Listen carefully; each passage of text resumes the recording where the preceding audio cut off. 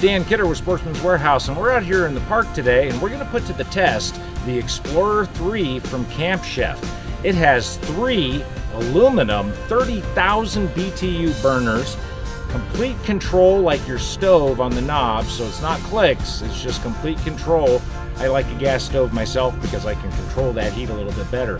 Today we're going to be making some fried chicken in the park, and we're also going to do some backstrap tacos, and then we're going to grill up some sausages on the barbecue box. It's one of the great things about this Camp Chef is it will take any of the 14-inch accessories, even the pizza oven, and we're going to put those to the test here today. Well, we're going to have to do this in a couple of batches. So we'll get our legs done, and while we're cooking our legs, we'll do our thighs. I don't want to use up all my buttermilk because I'm going to use it in my batter.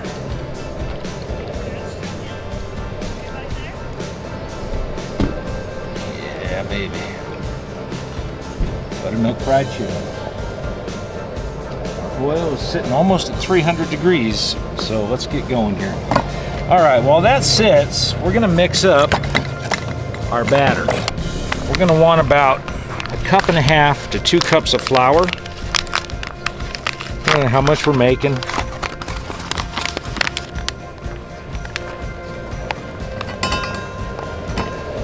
And 1 cup, 1.5 cups.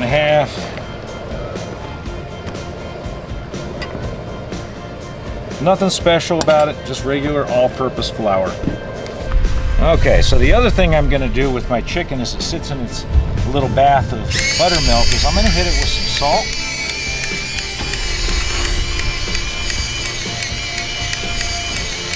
Of Italian seasoning here.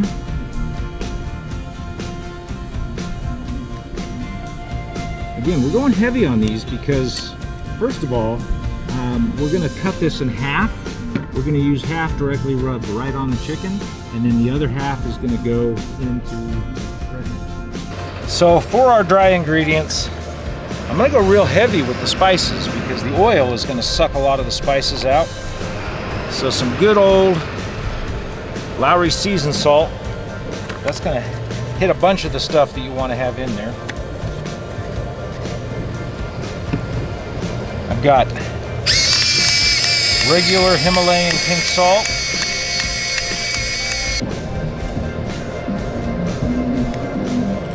Good old smoked paprika. There we go. And you'll see I'm not measuring any of this. I'm just kind of eyeballing it all. Poultry seasoning is going to have a ton of the seasonings that you want. It's got your sage, it's got your marjoram. It's a real good base to use for your fried chicken. I got a little splash of red pepper. By a little splash, I say the way I like it, not that much. And then of course you have to have some garlic. And I like it as powdered as I can get it. I don't want big chunks of it in there.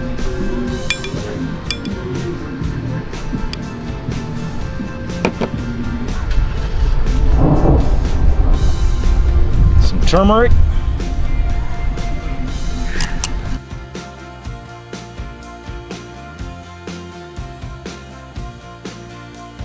So we'll mix our spice blend around. So I'm going to take about half of our spice mix. I'm going to mix it into our flour.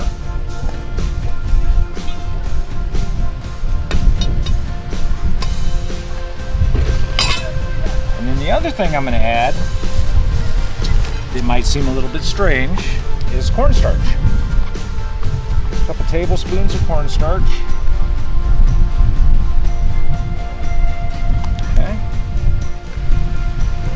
Go ahead, open up the bottom portion of our batter pro and just dump that right in. Mix it around real good. Now I'm going to take some of it back out because that's going to be our dredge. So here's our batter, here's our dredge. So we're going to take our buttermilk, and what we want is we want like a little thinner than a pancake batter. consistency. So you're gonna kind of eyeball that. And then you want a couple egg whites. Don't use the whole egg. That's why I just got it in a carton here. Just easier to deal with and you don't waste anything. Just a couple egg whites. This will make it fluffier than if you use the whole egg.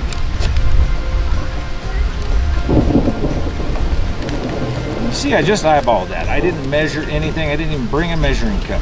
Just an eyeball. You can see it thickening right up here. And so I'll add a little more buttermilk to thin that out just a bit. Look at that color. Yep.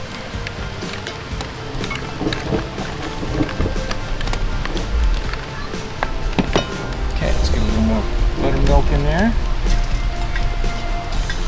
Not too much. You can always add more, but you can't take it back out. It's still kind of thick. I want it runnier. I want it to be a lot runnier than that. Not watery, just a little runnier.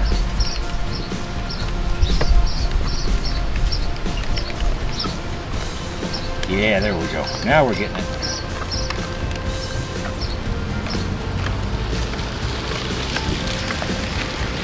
Yep, that's what I'm looking for right there. That's the consistency I want. Oh, that smells good. I have a feeling this thunderstorm's going to pass over. All right. So now I'm going to take my chicken out of its little buttermilk bath. Okay. Put my centerpiece in. So the way that this thing works, it's got a shelf on it. You can lay your chicken on that shelf, and this works great for fish.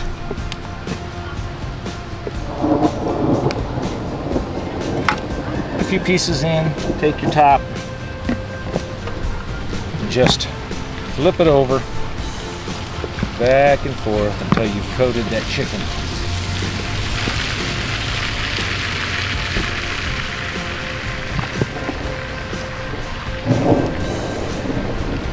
Right back into our flour mix to lock all that in. Set it over here on our parchment paper. Lock that in, get it totally covered with that flour mix. Right there.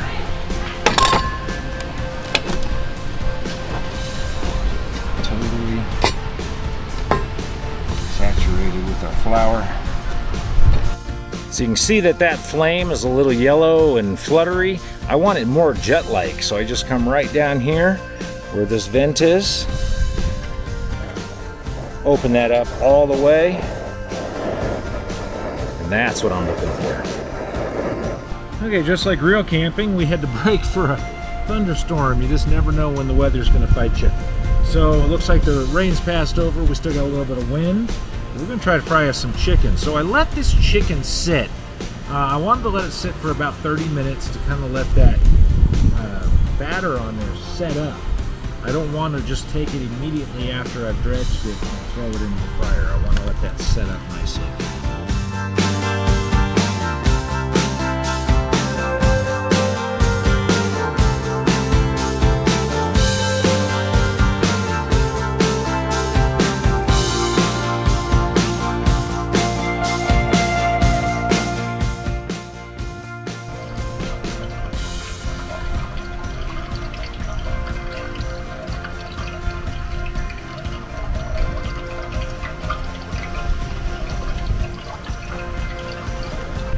I'm the fool who had to decide that we needed to fry chicken in the rain. The problem people run into when they're frying chicken is they'll drop the chicken before the oil's up to temperature. And that does a couple things. One, it doesn't seal the outside of that chicken and that crust so that it tends to start washing away the breading and the batter. The other thing that they tend to do is they'll get overcooked on the outside and then it won't be cooked enough on the inside. And the reason for that is they're going to have to raise that oil. They're going to see that they're not getting the color they want. They're going to raise that oil up. And it's probably going to get too hot. So too hot is going to give you a raw chicken on the inside. Too cold is going to wash your batter off and not set it and get it nice and crispy.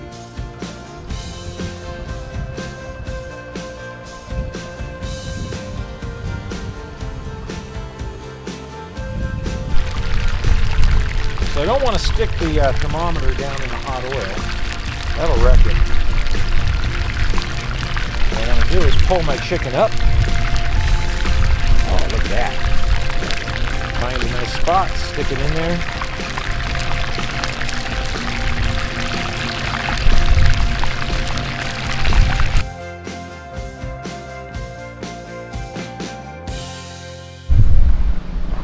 So this is a back strap from the deer that I got last October. I butchered him the same day that I shot him. So nice and fresh. And little back strap steaks. So that's what I do in camp, is I'll take and cut my steaks up, and I've got a little bit of hair that I'm pulling off here. And then I'll just grill them up and make tacos out of them, and they're absolutely yummy.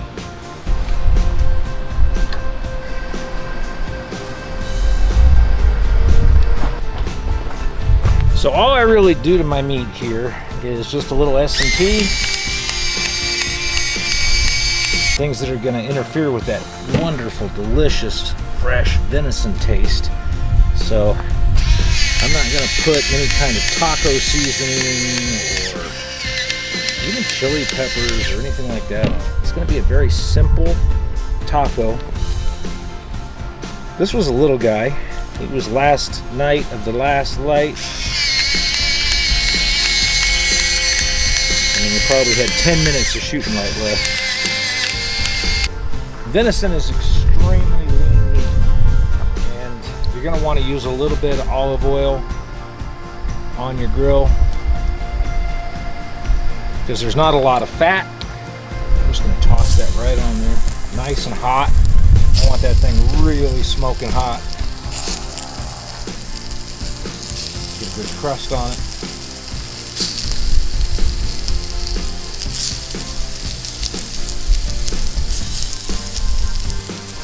Not very long on them. Get them on there for a minute, give them a flip.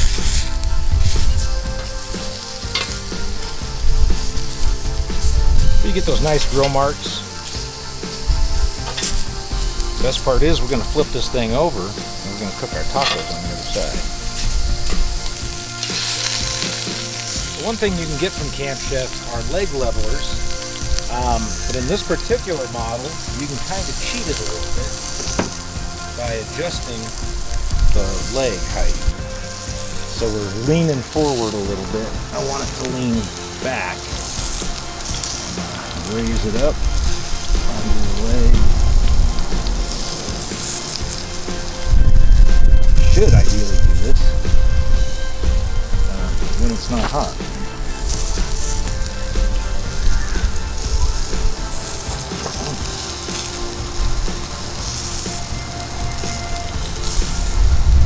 And that tilts it back just a little bit. Okay, this thing is really hot, so I'm doubling up. I'm going to reach down here. We're just going to flip it over.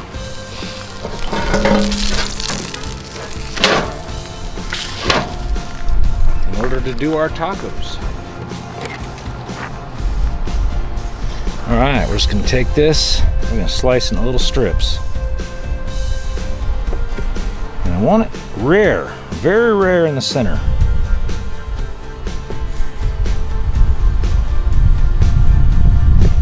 Got that nice sear on it. Really good and rare in the center.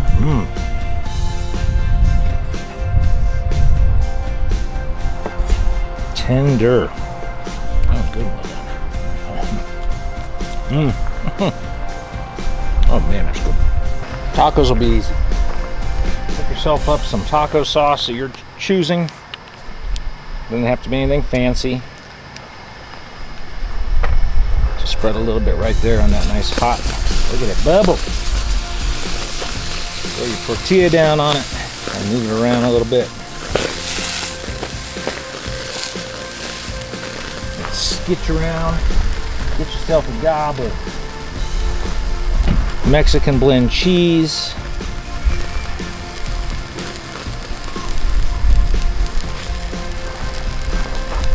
Some of that right there in the middle.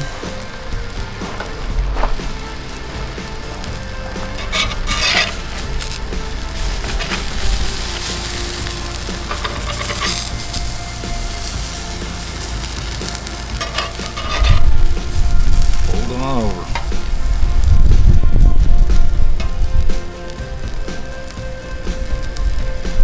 Whew. I like that taco sauce on the outside, kind of reminds me of a quesadilla.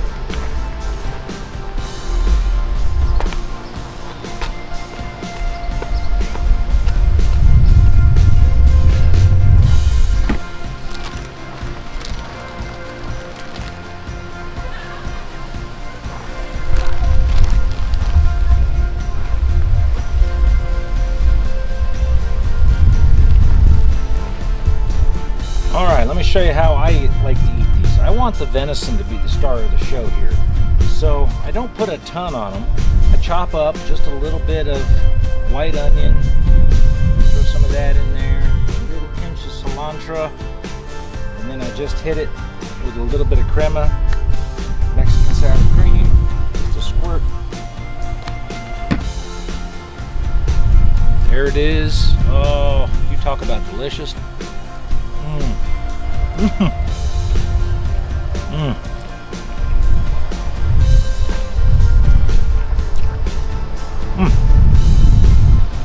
Quick, easy, that cheese, the crema.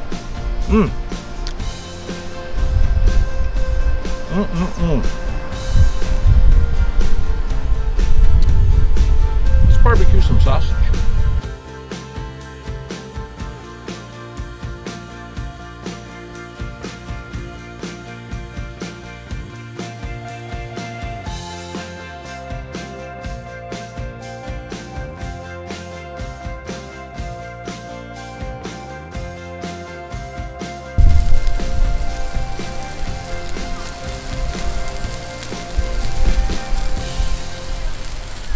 No matter where you're cooking, if you can cook it on your stove at home, you can cook it on the Explorer 3 from Camp Chef. You can check out the Camp Chef Explorer 3 and all of the 14-inch accessories at your local Sportsman's Warehouse store or online at sportsmans.com.